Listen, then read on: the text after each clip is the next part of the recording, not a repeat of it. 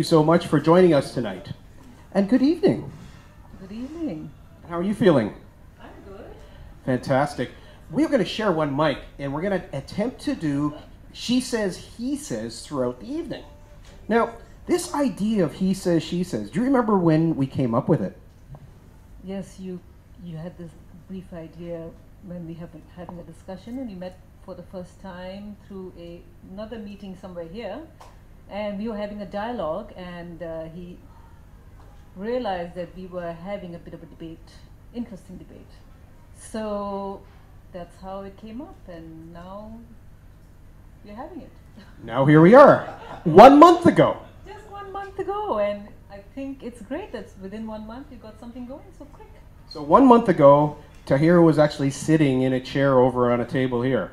And she came as a participant. And last month we ran an event called Going Global in a Trumped Up World. And we had speakers talking about the green environment movement. We had a wonderful conscious IPO guy, Paul Zaman. In fact, Paul Zaman decided when we mentioned we're going to have an event today, he wanted to give everybody a book that he did a number of years ago on poetry. Can we please give Paul Zaman a round of applause? Thank you so much for that gift. And you've known Paul quite a few years. Why don't you share a little bit about where you know Paul from? Oh, wow. Okay, I've known him 15 years, was it? Yeah. We met at a self-awareness spiritual kind of conference, and his family and ours go back for a long time, right? Mm-hmm. So how many years? I don't know, maybe 20, 30 years probably. Yeah. So Paul, we've always been interacting as families, and he was giving me some business advice when I co-founded a technology firm about 15 years ago, so he was helping us with that. Completely, complimentary. So I don't think you do that now, right? So anyway, he gave some great advice to us, and we launched our company. It's been running for about 15 years now. And he still does give good advice. When I launched my book, he was there at the book launch. He was always supportive. And when you launched a video for the book, he gave some detailed tips. So he's always been a great friend, and I'm very thankful for Paul. Thank you very much, Paul. And Paul and I have known each other for over a decade now. He's one of my greatest wine buddies. We don't go and meet to wine, we go and enjoy wine. And so it's a part of the nuance of today. My book that I'll be talking about is Entrepreneur X Factor.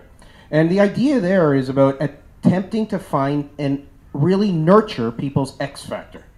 And I'll be sharing a little bit of my journey as an author. Yet when I first met Tahira, I was blown away by her book.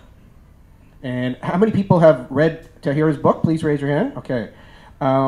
You're all going to get an opportunity to read this book. And my challenge to you is read it. It's over 1,000 pages of creativity coming down and being edited into 424 pages.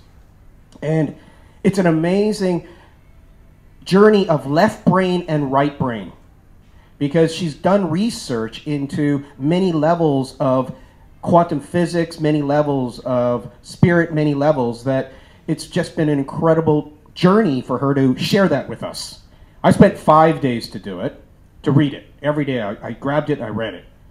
And actually I was beaten by a gentleman here. Where is he? Because he read it in 2 days. 3 days. This guy read it in 3 days. And again, that created a connection. In fact, when he was reading the book, he found himself walking in City Hall in the exact same time that Tahira was explaining something in her book. And so there might be incredible synchronicities. When I read a testimonial or foreword for the book, I was moved. Would you like to share a little bit about that testimonial or foreword to the book? There were 2 forewords, and one foreword is by a wonderful gentleman here, Mr. Amir boy. And he's looking down because he's a little bit shy. But thank you very much, Uncle. I really appreciate it. At that time when it was 2014 when I actually approached the idea to him that I was going to write this book. He was previously president of the interreligious organization before in Singapore, right? Oh, okay, okay, never mind. Okay, so I was keen on writing something that was somewhat unifying, and that idea was there somehow. So at a wedding, I did approach him and asked him that I would like to invite him to write the foreword. It was still in a very, very early stage. I was going through some experiences. Excuse me, could you speak a little? Oh, sorry. Now can you hear me? My mic is a bit low. So then in the later part, when the book was getting formed, I asked him formally, and he was very, very gracious, and he agreed wholeheartedly. What was really interesting is that I had two forewords for my book. One is a professor in Canada who's also a Christian pastor. And another is Amir, who is a Muslim. So it was interesting that I had from both sides. I wanted to have people of different faith to come and read this book and to enjoy it. I will talk about the process, about that, but again, I'm very thankful for that. And so, on our behalf, we actually want to say thank you for joining us tonight. Please give yourselves all a round of applause. Thank you so very much. It is a session where we're going to break it down, where Tahira will have an opportunity to share her journey becoming an author and writing and sharing some of her ups and downs of actually giving this book an energy of creation. I'll be sharing a little bit about my journey with Entrepreneur X Factor, where I traveled to 33 countries talking to entrepreneurs around the world. And then Paul Zaman will be conducting a Q&A, and the audience can also ask questions, because I know a number of you are actually in the audience going to be writing books and doing book launches. So please ask questions, because we're going to have a Q&A session. And then we're going to take a little break, and then I've invited a special guest all the way from Malaysia who's coming, an incredible inventor, somebody who really finds the value of your voice and voice activation for emotional intelligence. So we'll have an opportunity to have that presentation towards the end of the evening. And with that, he says, she says really came from this idea that Tahira was saying, right now there seems to be so much activity about women empowerment. And she actually said, Dave, we need to have more communication. In fact, one of the things that I've done in the last year, I've had the privilege of working with the United Nations. And the whole concept there is unity and diversity. The idea there is global dialogue. And we wanted to be an example of that today for global dialogue. And I'm also aware of, because I've met a number of you today, there's people who are representing the Filipino community. There's people who are representing the music community. There's people that are representing the LGBT community. And there's just an incredible opportunity to encourage dialogue. And that's why we decided to play with He Says, She Says. She says, he says. There you go. See that? Keep going. Wasn't it? Yes, it What does. the title says? He says, she says. Yes. All right. And so he says, she says, and sometimes it's she says, he says, yet the key there is to communicate. And so I'm really blessed to have somebody sharing the stage with me today. It's the first time we've done this, and it's something I'm really, really thrilled, because I've also invited a couple of guests to come in and share some of their talents and unique abilities today, because this type of community is something that I'm really excited about sharing. Is sharing a forum where people will have a voice to express their awesomeness. And so with that, that's your introduction. It's a little different introduction. Usually someone would just tell about your wonderful experience in business, a tech leader, part of the founding group of the Singapore Mobile Association. They would talk about your journey as an entrepreneur and then perhaps some of the breakdowns to get the breakthroughs. Yet this type of introduction, I feel, comes from the heart, where she gets to express herself and she gets to share her journey in a different way. So with that, ladies and gentlemen, please give a round of applause. Please put a smile on your face and a big round of applause for Tahira. Thank you. Thank you. Can you hear me now? All right. Wow. You know, it's interesting because I released my book in January last year. And I did have a book launch, but I didn't really explain why I wrote the book in detail and the journey I went through. I gave some brief explanations of what happened and what I realized and what I experienced. But it took me about 6 months before I started opening up and really revealing what really that transformed me. Because this book is not an ordinary book, I would say. Well, for me at least, the experience, the journey was something. It really represents me and what I have become. The book is me and I am the book. And the minute it was released, so the minute it was ready to be released, I realized that I was the book. And I'll start how my whole life I was always ridden by fear. I'll tell you honestly, I would never go and present at any conference, any event. I would not even think of writing a book. Being an author was the last thing on my mind. Being a speaker was even another thing I never thought of. I was a technology entrepreneur who was doing government contracts. We did projects in 22 countries. We were mostly in the Middle East. I was, very, very project management kind of thing. But before that, I was always ridden by fear. Like I said, I was always controlled by my fear. And I realized it was something which was from childhood. Childhood experiences that always prevented me from being what I really could become. And I was not aware of it later. We came from a very wealthy family, right? And we were always in comforts. Everything was comfortable. And we make frequent trips to Pakistan, where my mother's side is from. That was one example of an incident. I'm 13 years old, and I was almost kidnapped and sexually assaulted.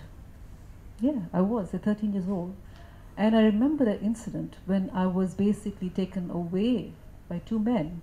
And it was like I felt it was a walk of death. You don't know what's going to happen next. I never really spoke about it. I managed to escape and never spoke about it at all because I almost lost my voice for a year. Even though my family did see that I looked distraught, but I never spoke about it. And I realized over the years, 20 years have passed, that I always had that in my back of my mind. Never had treatment about it, never talked about it. It was my own fault. But that was a trigger of that fear. Even when I was in business, in the company, I would not want to be the one to fire the person. I had to leave the room because I was so sensitive, so fearful, that I had to have our partner to handle the firing because I was so weak. Even in relationships from very young, I was always the one who was, people would say to me, why are you all so sad? So it was interesting that I could see that myself. People had to tell me about my appearance of looking sad, always looking fearful.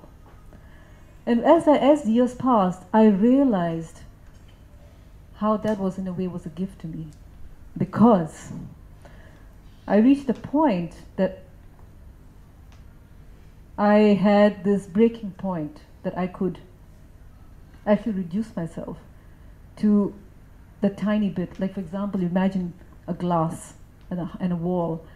You take a glass and you hit the glass against the wall really hard. What do you get? Tiny pieces. I was like that tiny piece. If you take another glass and you don't hit it so hard, the glass remains almost intact, just some broken pieces.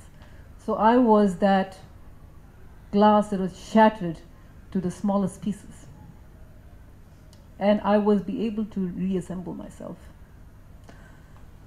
So that was around 2013 when I actually found that I was broken down to the lowest point. All of my life, I wasn't really what I was. I had to be broken down. And from that day, it was like this rebirth that happened to me. And that's when experiences started happening. That's when messages started coming through. So intense, almost month after month, that I had to write it down. It was so out of this world. And not only that, sometimes paragraphs would appear like a ticker tape in front of my forehead. And I wonder, where did it come from? And I'd write it down and it made perfect sense. I found that a person who was just an engineer was suddenly becoming a philosopher, artist, poet, and also I understood biology, physics, and all those many topics, ancient wisdom, really well. I was able to interleave all those things together. Mathematics, geometry, symbolism. So much information was coming through that I had to actually cut down the content that was being written. So what I found is that through that breakdown, demise, there was a release. And that was a blessing to me.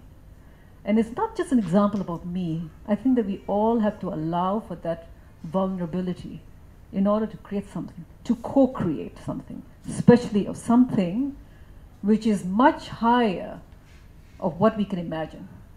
If you want to write a book, you'd say, oh, I've got this idea, I've got this title, I want to have this kind of structure. But if we want to create something much greater, we have to allow ourselves to be vulnerable. I was like a guinea pig, I felt. I was really a guinea pig. To show vulnerability to a point that I could create something which I never imagined. I mean, the title of the book was suddenly different.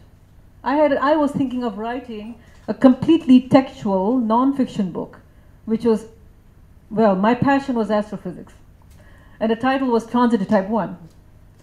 It turned out, as I was being led, and I allowed myself to be vulnerable, really I would say forced to be vulnerable, because I was broken down. And the book title changed to Through the Golden Door. The words that came to me was add the characters. And as I was writing, I was being led to continue. And finally, to a point that the plot was also being crafted out for me. It's really, really fascinating. I remember one Chinese master said to me, you are the sort of person, you're like a dragon with a weak tail. You can start things, but you cannot finish it. I said, well, then I realized that I had changed. I finished this book. Okay, that was an example. The transformation. And not only that, something came through to me that I was not going to go and attend any writing course or follow any structure, because the structure was going to be designed for me. Some flow was going to come through. I realized that I was like, it was like a river, right? There's a river flowing, and then there's a field on the side, and some of the water flows to the field.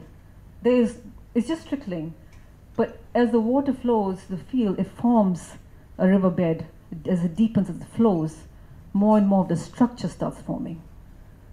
And as more and more volume of the river flows, the riverbed gets deeper and deeper, and it starts forming. The depth of the riverbed, whether it's shallow or deep, or whether it's angular or rounded, was beginning to form over time. Exactly what happened with my book, as I allowed for the flow, as I allowed myself to be in the moment, the chapter titles became clear. I allowed for the content to iterate and to refine itself. And so forcing a structure in my mind, how it's meant to be, I allowed to be led by led by the Spirit, led by higher being, God, you could say. Depends how you perceive it. So, moving away from an engineer thinking that is so structured, government contracts, I brought in the other side of myself, the flow, the poetic side, the almost musical. It's almost like it's almost musical. I remember I received an email from English grammar teacher when I released my book, and she read my book, and she wrote to me and she sent me a long email, and she said that, why is your book so poetic? It's not supposed to be like that. I'd never written a book before. I certainly have not written a narrative nonfiction or a storybook. It became a storybook. It became a narrative nonfiction with dialogue, with characters. So I was being taught. And the isolation was away, 7 to 10 days away from family. I actually went away, decided to, and made an agreement with my family that I would spend time alone. I only ate 1 meal a day for 5 months. By the time I finished, I was only 40 kilograms. Please don't do what I just did, all right? But it was my experience, and it was allowing me to release and to lose myself. I was basically losing myself in it. And I ended it off with another 5 days fasting.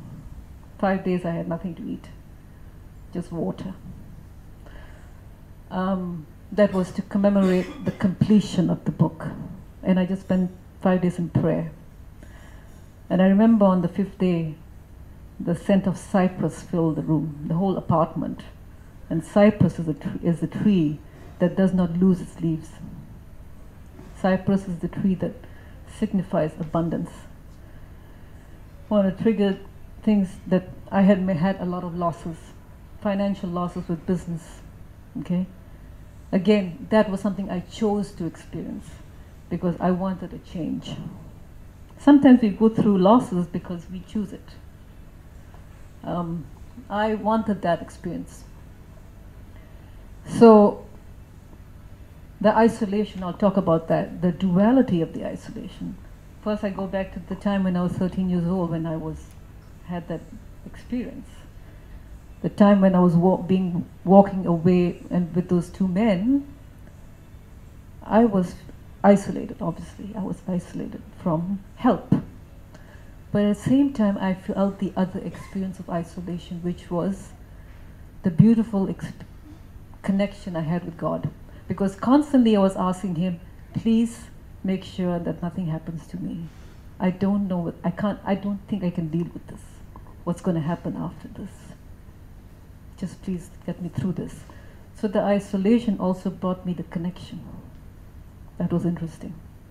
Isolation from the world was a connection with the upper realms, with God. The same thing, I had repeated it when I wrote this book. For 9 months, the isolation from the world brought me a connection with God. It doesn't mean that I'm a recluse, because it's just a period of time for a release. So now when I'm writing my sequel of my book, I don't need to have that isolation, because I already have the connection. I was looking for the connection, but now I have that. And it's whether I'm walking or talking or at home in prayer or reading a book, I have that connection. I don't need to put myself in that. The other thing I wanted to do, and I always wanted to stay true to, was speaking the truth. It doesn't have to be like, to a point that you should be fearful. Like I said, I was always ridden by fear. But what this book was an experience for me, it's a transformation for me, was that I wrote what I discovered. I wrote what I experienced. I did not change anything. People would say to me, why did you put these things in? Why did you cover such things? I shared some of the things on Facebook before I released the book, And they wrote to me and they called me and said, why do you do these things? Have you lost your marbles? Are you crazy? And I realized, you know what, I'd rather be driven by madness. Because a lot of crazy people out there in the past, the greatest inventors were crazy. Just be true to yourself. Especially a person who has been doing government contracts, who advising government, with the Future Gov think tank. As president of Mobile Alliance Singapore, we had 3,000 members. The first person to buy my book was a treasurer. And he said, we really wanted to know why. Well, in a way, the person who has been doing such kind of work is probably the best person to speak truth and who speaks about things who are a little bit crazy. Because why not? We need to have a little bit of craziness out there. Because crazy now could be normal in the future. Am I beyond time? All right, thank you. That's enough, as Dave says. All right. And I'm not going to say anything else because there's going to be a question answer session after this. Thank you very much.